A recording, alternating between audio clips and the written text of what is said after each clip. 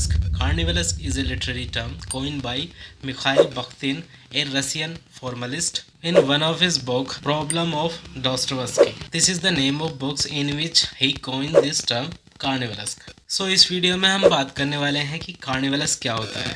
ये एक literary term है जो मिखाइल बख्तिन ने कोइन किया था। कार्निवलस्क लिटरेचर में बर्लेस्क, पैरोडी या सैटायर को रिप्रेजेंट करता है। Now the question is what is burlesque, what is parody and what is satire. We all know the satire, but the burlesque is same like parody. And the what is parody? Burlesque और parody में किसी दूसरे वर्ग का मजाक बनाया जाता है, उसकी हंसी उड़ाई जाती है। ये कह सकते हैं कि अगर कोई सीरियस मूवी है, कोई क्लासिकल मूवी है, अगर कोई दूसरा उस क्लासिकल मूवी को लेकर उसका मजाक बनाता है तो इसे हम पैरोडी कह सकते हैं। सेम यही चीज़ होती है लिटरेचर में भी। और सैटायर के बारे में तो हम जानते ही हैं कि सैटायर क्या होता है। बख्तिन कहता है कि जिस तरह कार्निवल होता है उसमें हम हर तरीके के लोगों को देख सकते हैं, हर तरह की रेस को देख सकते हैं, अमीर गरीब हर तरीके के लोग एक साथ मिलकर कार्निवल को सेलिब्रेट करते हैं। उसी तरह नोवेल में भी hierarchy of power opposite way में चलती है। इसमें सब एक जैसे नजर आते हैं और इसमें फील ऑफ लिबरेशन होती है,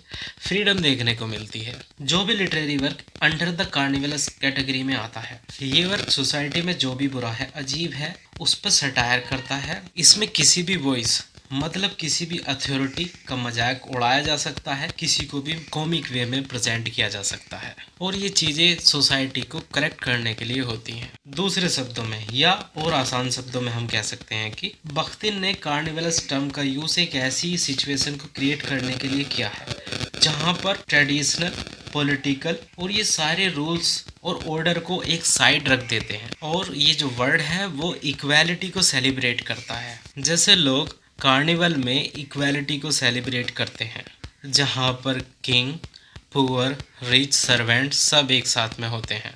अब तक की इन्फॉर्मेशन से आपको पता चल गया होगा कि आखिर में कार्निवलस क्या है, एक आइडिया मिल गया होगा। अब इसकी एडिशनल इन्फॉर्मेशन के बारे में बात करते हैं। ये वर्ड्स कार्निवल से आया है जो कैथोलिक कल्चर में सेलिब्रेट किया जाता था, जहाँ पर सभी लोग स्ट्रीट पर आते थे, चेहरे पर उनके मास्क होता था। इसको स्ट्रीट पोएट्री कहते थे। फॉर एग्जाम्पल शेक्सपियर की मिडसमर नाइट ड्रीम में शेक्सपियर क्रिएट करता है कार्निवलस्क सिचुएशन स्पेशली फॉर लवर्स, जहाँ पर कंट्री रूल्स जो हैं वो अप्लाई नहीं होते। निक बॉटम एक माइनर सा करेक्टर होता है, उससे टेटिना महान देवी को प्यार हो जाता है और ये सब होता है ओबेरन के मैजिक की वजह से। तो इससे ये पता चलता है कि किस तरह शेक्सपियर ने भी इस चीज़ का यूज़ किया है। अब इसके बाद में सवाल ये उठता है कि अब कैसे पहचानें कि किस नॉवल में कार्निवलस्क एलिमेंट्स हैं या नहीं हैं। नीचे कुछ पॉइंट्स हैं, हम इस पर बात कर देंगे जो कि according to the Mikhail Bakhtin. First, reversal of hierarchy और अथॉरिटीज़। जनरली हम जानते हैं कि जो अथॉरिटी होती है वो डिसेंडिंग ऑर्डर में काम करती है। जैसे पहले किंग आता है, वो सुप्रीम पावर होता है, फिर उसके बाद में मिडिल क्लास आती है, लोअर क्लास आती है और फिर उससे भी नीचे की क्लास आती है। ठीक है, तो कार्निवलस्क में इस तरह से नहीं होता। कार्निवलस नॉवेल में अथॉरिटी में कोई ऑर्डर नहीं होता। ये ऑर्डर सारे मिक्स हो सकते हैं या फिर ऑर्डर में रिवर्सल हो सकता है। मतलब हो सकता है पहले लोअर क्लास आ जाए, फिर उसके बाद में मिडिल आ जाए, फिर उसके बाद में सुप्रीम आ जाए, कोई भी order.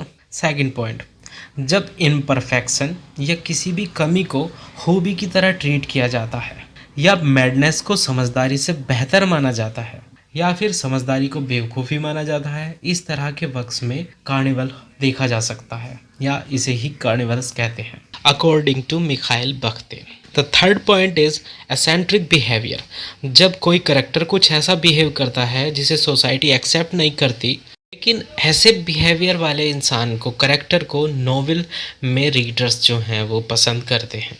The fourth point is non linear pattern. Generally हम जानते हैं कि नरेशन का एक पैटर्न होता है जिसमें पहले स्टार्टिंग होती है जब करेक्टर जो होता है वो छोटा होता है, फिर उसके बाद में बड़ा होता है, फिर बूढ़ा होता है, यानी कि एक पैटर्न होता है वो सीधा चलता है। लेकिन इसमें नॉन लीनियर पैटर्न होता है कि कहानी कहीं से भी स्टार्ट हो सकती है। इसमें स्टोरी एंड से स्टार्ट हो सकती है और पूरी स्टोरी जो है फ्लैशबैक में चल सकती है, मिडल से स्टार्ट हो सकती है और फ्लैशबैक और रियलिटी से चल सकती है, और इसे ही नॉन लीनियर पैटर्न कहते हैं। आई होप आपको समझ आया होगा। So today This is enough for this video. Thanks for watching us. Have a nice day. And one more thing, if you like this video, please like and subscribe.